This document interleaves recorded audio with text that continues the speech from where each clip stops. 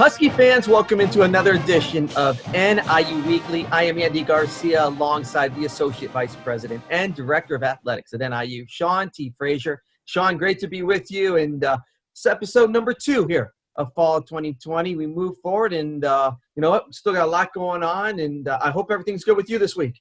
It is. Yeah. Busy time. We're just rolling along. Yep. I want to tell everybody, we want everyone to subscribe today to NIU Athletics on this YouTube channel that you're seeing here with NIU Weekly. By subscribing to NIU Athletics here on YouTube, you get new videos. They're uploaded a lot. Right now, the staff is adding a lot of historical videos. I've seen a lot of those come up already. Really good stuff. Highlights of old games. Also fun interviews with today's student athletes. I've seen a couple of those as well, including the Monday Minute. So check it out. Go to NIU Athletics on YouTube. And also, you won't miss an episode of NIU Weekly because this is where you are now with me and Sean. Also, want to explain, we're going to take you a little bit, Sean, behind the scenes a little bit today because we tape on Mondays. And this show with all the graphics and everything comes out normally on Thursday. So there could be some information that comes out about the MAC this week. And we heard about the Big Ten football coming out, and they're going to be starting the weekend of October 24th. I wanted to get your reaction, Sean, as of Monday right now, not knowing anything about MAC and what's been going on with those stories, but your reaction to what you saw with the Big Ten coming out and they're going to be playing. Yeah, it's a bit of a surprise, but not so much in the sense that there's a lot of colleagues and a lot of smart people in Big Ten schools figuring this thing out and take a look at the protocols and the things that are associated with return to play, and they made their decision, and taking a look at the protocols, taking a look at health and safety being job one, talking to people that I've spoken with, it looks like they feel really comfortable about safeguarding their young people, their staff, the folks that are around the program. So kudos to them figuring it out. It was clear from the medical professionals that they have in place that that was the final factor. So that's always a good thing because, again, our decision was based on the same thing. And as we kind of go through the process, and as we look and as we take a look at the spring and we take a look at just football in general, it's important to make sure that the medical experts are leading these efforts. So I'll be the first one to say that it's about the science and it's about safeguarding young people. So if you can get that in place, things like what happened with the Big Ten happened. So that's pretty much my perspective. Let's go. And you talk about protocols, and we saw on campus this week some positive cases of COVID-19 among some of the student athletes, including 3 teams: football, men's basketball, and men's golf. They were put into quarantine, those 3 teams. But it seems like the testing and the protocol that you guys have in place on campus is working to detect cases like this. Yeah, again, that has a lot to do with the surveillance testing from the university and what the result from that. So again, we maintain that health and safety is job one. So if there's a glitch, if there's an issue, if there's a challenge, we go right to our protocols. And in this particular case, it was about quarantining 3 of our programs. So yeah, those are the things that is the new normal, what's happening across the country. We're starting to see that on many campuses. So those are types of things that are extremely important to keep everyone healthy and safe. Yeah, we talked to Thomas Hammock last week, Husky's head football coach. This week we're talking soccer. We're going to talk first to Julie Colhoff, now starting her 3rd season as the head coach of women's soccer at NIU, and then we're going to talk to Ryan Swan, who's starting his 4th season. So let's do that. Let's bring in Husky's head women's soccer coach on, Julie Colhoff, as she joins us now on NIU Weekly. And Julie, great to see you. And I know you're excited, and your team had to be excited to just get back in person, face-to-face, and at least have some time on the field. Yeah, it was, well, first of all, great to see you guys as well. But yeah, it was great. A good taste of it there for a little bit. But yeah, we have a big freshman class this year, almost half our team, actually. So to be able to get everybody to actually see one another in person, get to know each other a little bit more, and then just kind of work out some of that pent-up energy from quarantining, right, on the field is always a positive thing too.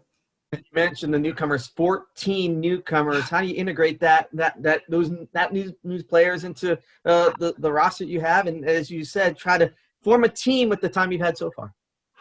Yeah, it's definitely a large class, but we're excited to have them. Our upperclassmen are excited to have them. They're kind of bummed right now that they don't get to know them even more because of current circumstances. But I think, that's probably one of the silver linings, if we could even call it that, of this situation is that traditionally freshmen just get thrown into the fire right away. Like you get to campus for soccer and it's preseason and you have a couple days and then you have your first game.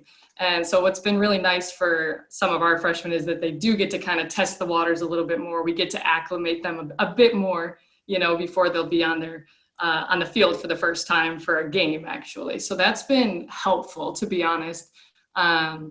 And I think just in terms of like all the technology, right, the Zooms and all of these things, there's still ways that we've been able to socially distant, have some team bonding, which has been fun as well. Sean? Yeah, it's tough in this COVID age. You're talking about trying to keep your team together. You're talking about trying to keep your team safe, healthy. So how are you doing that, Coach? I have some ideas based on our interactions and things of that nature, but is this something that is trying your every existence at this point? Is this in a rate of 1 to 10? Is it the 9 the hardest? Is it 3 the easiest? I don't know. Take us through your morale count and how do you keep people locked in? Yeah, it's definitely a challenge.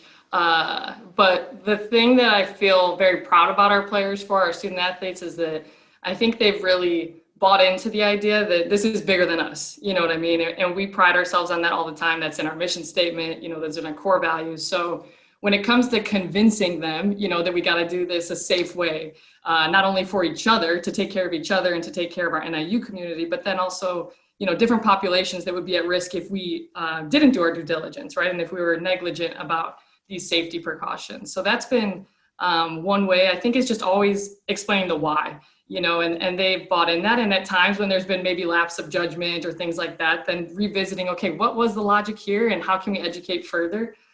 We even had some research papers written within our team about COVID and the effects, and then how it affects student athlete populations. And so there were a lot of like aha moments through doing that. So I think really that's a big key, has been just providing that why.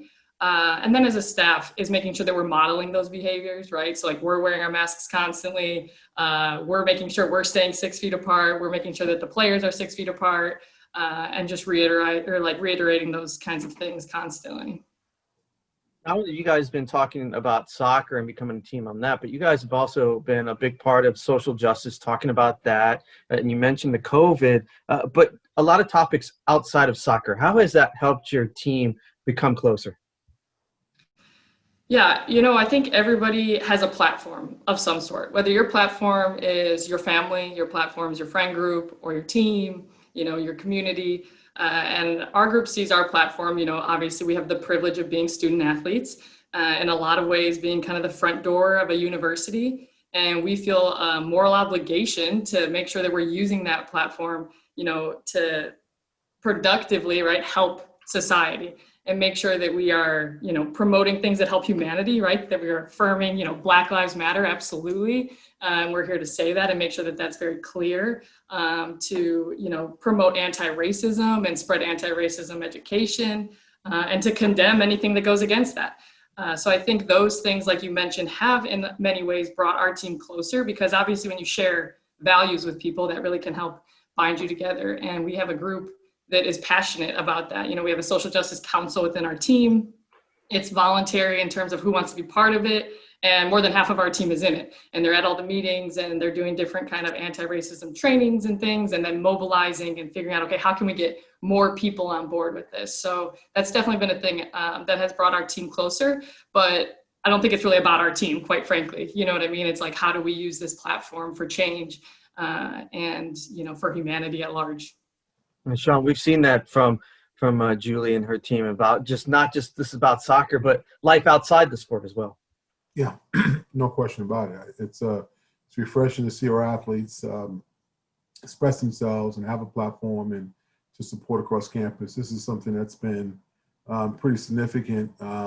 We've had a number of issues on campus and off. Then obviously the national perspective on race relations, social justice. So, these are all types of things that are a part of the responsibilities of our student athletes. And I'm really proud of women's soccer specifically, and Julie and her staff, and of stepping up and expressing themselves. So it's definitely lead by example. Julie, one more for you. Just what has been the emphasis for your team on what you guys want to do when you guys play, getting back into the season? Ooh, kick butt everywhere, and I think showcase, there's been a lot of work, and if there's one, again, kind of silver lining about having the season taken away from a lot of them, I think oftentimes, as like for myself, for instance, you don't realize how wonderful, college athletics is until you graduate and you're like, oh my gosh, or you get injured, and hopefully that doesn't happen. But I think for a lot of our players, they're getting that taste early, right now, and it's making them, chomp at the bit to get back. So I think we want to showcase our, the work we've been putting in. We want to make sure that we represent all of our, our style of play and the tenacity that we want to bring to the field. And then, like I said, just win games. Julie, great to have you on. We're excited. Third year. We're looking forward to having you come back and see you guys on the field. Hopefully it happens soon. Stay safe, and we'll talk to you soon. You too. Thanks, guys.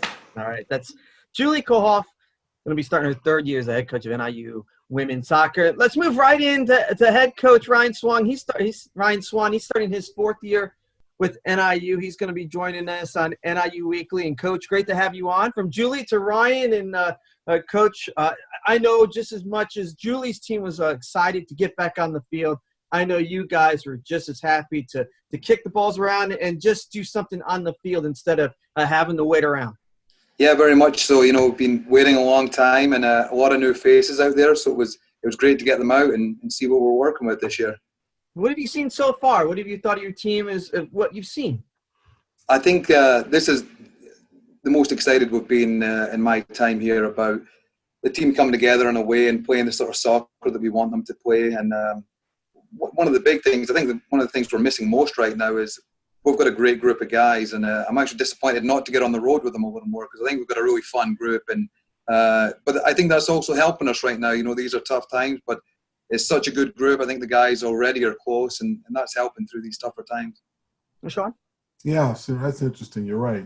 This has been really frustrating, and I hear you, Coach, on that. But just to ask you a question, just see how things are going, and the fact that you've got guys that are coming around, and I definitely see your passion when you talk about them as a group. What are some of the things that you like the most about them?